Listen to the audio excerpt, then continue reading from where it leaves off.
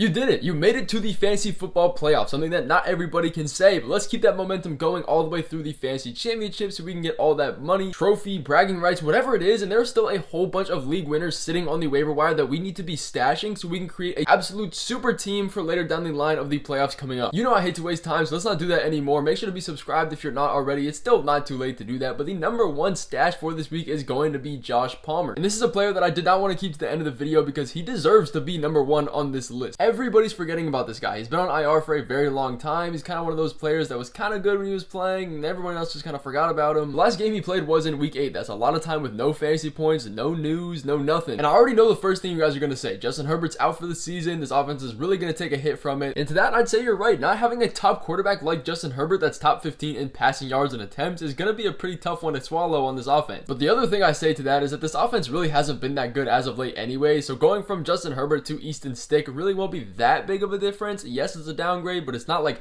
Patrick Mahomes to Davis Mills. In his last games before injury, he saw at least 7 or more targets in the last 4. He was trending in the right direction, and he's been consistent all year. He's been averaging 7 targets a game with Keenan Allen in the offense, with Mike Williams healthy for some of it, with Quentin Johnson in the mix. There's a whole bunch of guys. He was getting a decent amount of targets with all of that competition in there, but now we have Mike Williams out for this season. We have Quentin Johnson. He can't catch a pass. He's actually been a negative in this offense, which is really hard for a wide receiver to do statistically, but he somehow did it. And if we look at his snap share percentage in the games where Josh Palmer was healthy, he was consistently at a 50, 40, maybe even 60% snap share. And then the second he goes out, the week he gets injured, Quentin Johnson jumps all the way up to an 80, 90% snap share. All this does is just show us that Palmer was the guy to go to. He was the number 2, number 3, whatever you want to call it. So Quentin Johnson taking valuable field time or targets really isn't something we have to worry about. A lot of the times it is though. We'll see a wide receiver get injured, the backup will come in, play good for that couple week span that he was out for, and then everybody's in this offense and all the snaps and usage is split again. But that's not going to happen because Quentin Johnson has been one of the worst starting wide receivers in the NFL. Despite playing 80-90% of the snaps, he's averaging 4 targets a game. This is absolutely atrocious. We all remember those 2 key drops he had at the end of those other games. And again, all this does is just cement the fact that he's going to be the clear-cut wide receiver 2 behind Keenan Allen, a spot that they really need help in with Easton Stick at quarterback. And the reason this is because teams have been double teaming Keenan Allen for a good amount of time this season, and why that is terrible now is because teams know that they don't have Justin Herbert anymore. Easton Stick is a downgrade, and if you take away his number 1 option, he's going to struggle. The way these defenses are going to think is let's let everybody else beat us. It's the same for basketball, football, any other team sport. Let the other guys beat us, but not the stars. It's a great way to go about it, and it's what people have been doing against Keenan Allen in the Chargers offense, so they're really going to need this wide receiver 2 to step up. Now, all this shouldn't get you insanely excited. I wouldn't throw him in my starting lineup as soon as this week. He is just now coming off IR that he's been on since week 8, but on the bright side, he's already projected for 9.5 points when he comes back this week, which is very, very high. I guarantee you higher than anybody else you're going to find on your waiver wire, so make sure to pick him up before he shows at the top of that list. So you really can't say he's not a guy that we can value on our bench or even at the end of our flex spots because Easton Stick is the quarterback starting now. He's 100% a guy I would get, but if you guys have made it this far in the video and you are enjoying it, please go ahead and drop a like. It would mean the world to me. And more importantly, stick around to the end of the video because I have a full list of defenses we can pick up off the waiver wire that can absolutely win leagues because for some reason,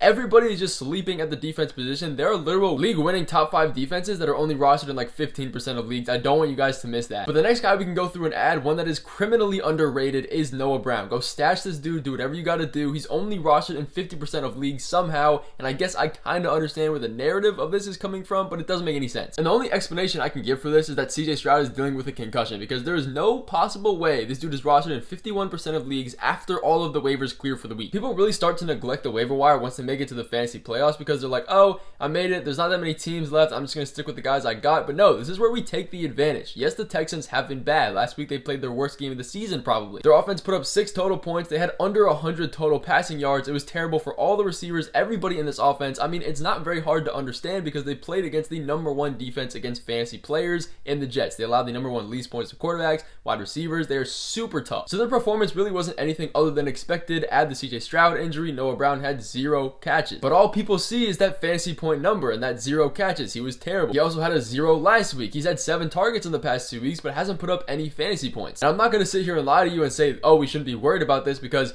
Not that many receivers finish with 0 receptions every single week, but to be fair, he did play 2 top 5 defenses in the Broncos and the Jets for fantasy points allowed to the wide receivers, so I do give him some kind of slack there. And the reason I'm not too worried is because he is on the field over 80% of the time. He's running almost all of the routes for the wide receiver position, and this kind of stuff is just really unfortunate wide receiver volatility if you're a wide receiver 2 or 3 like he is. But that's not the case anymore. Tank Dell out for the season. Nico Collins came down with an injury in the early half of last game as well. Collins was not at practice Monday or Tuesday, a complete no-show, and this is really bad for his availability for Sunday against the Titans. There's a very good chance he does not play. And then that also means there's a real possibility that Noah Brown is the only wide receiver on this team, the wide receiver 1 for the Texans. But let's give Nico Collins and our fantasy look the benefit of the doubt. Let's say he comes back next week or even this week. That puts Noah Brown back at the wide receiver 2, which still isn't that bad. And the last time Noah Brown was the wide receiver 2 in week 9 and 10, he averaged 7 receptions, over 150 yards, a touchdown. He was amazing, 26 fantasy points. And guess what? That was all when Nico Collins was injured. Now, I'm not saying we can expect this every single week because top receivers like Tyreek Hill can't even do this every week consistently. But a lot of people are holding him to that standard of repeating that kind of performance, so nobody wants to pick him up or give him a chance because that high is so much higher and so much different than his low that he's gotten this week, so nobody really wants to waste their time on it. But when you're on a team that's first in passing attempts, that's top 10 in red zone efficiency and passing touchdowns, there's a million different scenarios where he could be a viable guy in fantasy football. But I get it. Is CJ Stroud injured? Yes. Is Nico Collins injured? Yes. Is both of their statuses for this week not yet confirmed? Yes. Best case scenario for us, CJ Stroud does play, Nico Collins doesn't play, and that puts him as the wide receiver 1 in a top offense. We would be starting him. Either way, CJ Stroud is only dealing with a concussion, so he's going to be out maybe 1 week at the most. So let's stash Noah Brown while he's still only rostered in 50% of leagues, so when CJ Stroud does come back, he's going to be possibly a league winner depending on how deep your league is, and definitely a good fill-in guy if you need it. But if you can't get any of those guys, maybe your league is super competitive or it's a deeper size league, you can go ahead and dig deep for Michael Wilson. He's only rostered in 11% of leagues, but this is a guy I'm very interested in. And again, later down the line of the season is when people really start to neglect the waiver wire. This is where we find guys like Pat Freiermuth and Josh Palmer who are in similar situations where they missed a whole bunch of time, they pop back up off the IR, and now they're doing amazing. This is a similar situation in what we saw with Michael Wilson. He hasn't touched the field since week 10, he's been dealing with injury, and he's the wide receiver 2 on this team and has been all season, but never got a chance to play with Kyler Murray. There's a lot of potential here with Josh Dobbs, who isn't a good quarterback, who just got benched for Nick Mullins of all people. He averaged 9.5 fantasy points, and he played 90% of the snaps consistently as a rookie wide receiver. This is not normal. Teams don't usually give their rookies full route participation and time on field until a couple weeks later down the line because they want to get them acclimated to the speed of the NFL and just really how it goes. So when we see rookies like this just get thrown into the offense really with no questions asked, it's a very, very good sign for his future and the role he's going to get in the offense. We saw the same thing with Tajay Spears. The second he touched the field, he saw 50-60% snap share behind Derrick Henry, and if you're getting that kind of snaps behind Derrick Henry, you're probably good. But back to Michael Wilson, as far as a rookie's target share goes, he was doing pretty decent. He averaged 4 targets a game, and in those last 4 or 5 that he played, he was averaging 6. He had a couple breakout games that showed his potential. Now we got Kyler Murray coming back, and he can play with him for the very first time. Now with the way the Cardinals look, Kyler Murray might not look like a really good upgrade, but he is. We have to be realistic. The main thing I like about Michael Wilson is that he is the tallest wide receiver on this team. He is 6'2", and this is going to open up a whole bunch of opportunities. Let's say 3rd and short, red zone drives, you're going to look to the taller guy. This is why teams really use their tight ends in the red zone. And when you have all of the other wide receivers on this Cardinals team, Greg Dortch being 5'7", Rondale Moore being 5'7", Marquise Brown being 5'9", you're going to be using him. He is slated to come back and make his first start this week. I wouldn't be starting him, but again, keep him on your bench. Maybe he can turn into something later down the line in week 16, 17. But now to the super important backups. If we've learned anything about fantasy football so far this year, it's that backup quarterbacks and backups in general are the most important part of your team. Just to list off a few key injuries we've had this year at the quarterback position: Justin Fields, Joe Burrow, Kirk Cousins, Justin Herbert, Daniel Jones, Anthony Richardson, Aaron Rodgers, Deshaun Watson. I could keep going and name so many more of these quarterbacks, but there has been a whole bunch of injuries. It's a really good idea to grab a backup that can provide value if you do need it later down the line of the season, because the last thing you want is to lose a matchup because your quarterback got injured. So with that being said, here's a quick list of quarterbacks we can go ahead and pick up. Make sure they're not on your waiver wires. Jordan Love is going to be number 1 on this list. It depends on how deep your league is, but he's still only rostered in about 50% of leagues. The passing volume's there. He's averaging 35 pass attempts a game. He's been looking good, throwing passing touchdowns. He had a bit of a down week last week, but he gets a really good few matchups coming up next. The number 2 stash quarterback this week is going to be Matthew Stafford, a guy that's not rostered in as many leagues. He's only rostered in 36% of leagues. That went down from last week. Why does that make any sense? I don't know. It doesn't, because he gets the number 1 best matchup of all time this week. They get a matchup against the Commanders, who allow the number 1 points to wide receivers.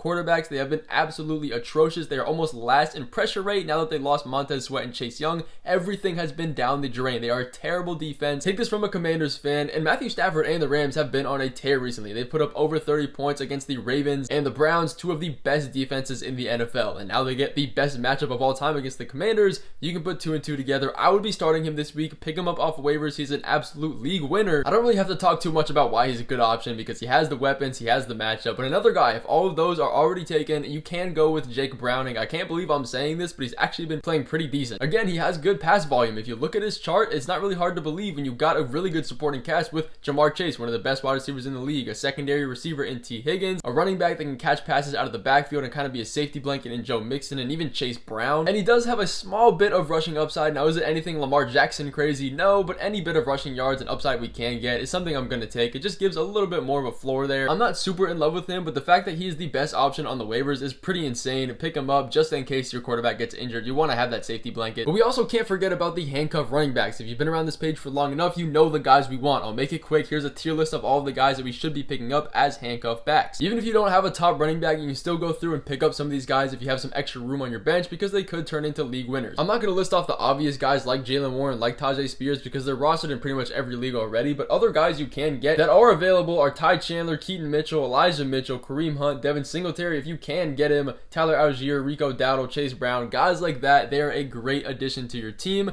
just to make your team that much better if their main running back were to get injured. But now to the defenses. I always love researching for this part because it really does help a lot of people, and the number one defense we should be adding on the waiver wire that I do not understand how they are still available to be stashing is the Bears. Ask me how they're only rostered in 10% of leagues. I quite literally do not understand. I don't have an explanation outside of the fact that people just don't know. I'll make this quick. They've had the number one most takeaways out of any NFL defense since week 11. Now this sounds pretty cool. Okay, yeah, they got a lot of takeaways, but they had a bye week in week 13 and they're still number one by a good amount. On top of that, their defense has put up the 6th most points out of every other defense in the NFL. Again, since week 10, they had their bye week in week 13 and they're still first in that. And it helps that they just added Montez Sweat as well. He has increased their pressure rate, made their sack rate and everything way higher. He was a great addition for them. But if you don't trust them, the number 2 defense might just be as good with the Denver Broncos. I don't understand how they're only rostered in 15% of leagues. That went down from last week. The only explanation I can give is that people are just sleeping. Yes, they get a tougher matchup against the Detroit Lions this week. They're only projected for about 6 points. I wouldn't start them this week necessarily, but this is why they're a stash defense, because they get 2 dream matchups against the Patriots in week 16, the Chargers in week 17 that have no Justin Herbert anymore. The Colts are also a great option. They get the Steelers, Falcons, and Raiders in their next 3 for the fantasy playoffs. Great positive matchups for the defense. Again, how is the number 4 overall defense on the year only rostered in 17% of leagues? I don't understand. The Packers are also a good one if none of those guys are available. They're probably my least favorite though. They get a matchup against the Buccaneers this week, who is a bit tougher, but then they get the Panthers and the Vikings after that. 2 pretty good matchups for the defense. That's going to finish off for this video. I seriously appreciate you if you guys have watched it all the way through. You have made this season in fantasy quite literally amazing. I'm glad I could help you guys out. We're going to keep these videos going, and I'll see you guys in the next one.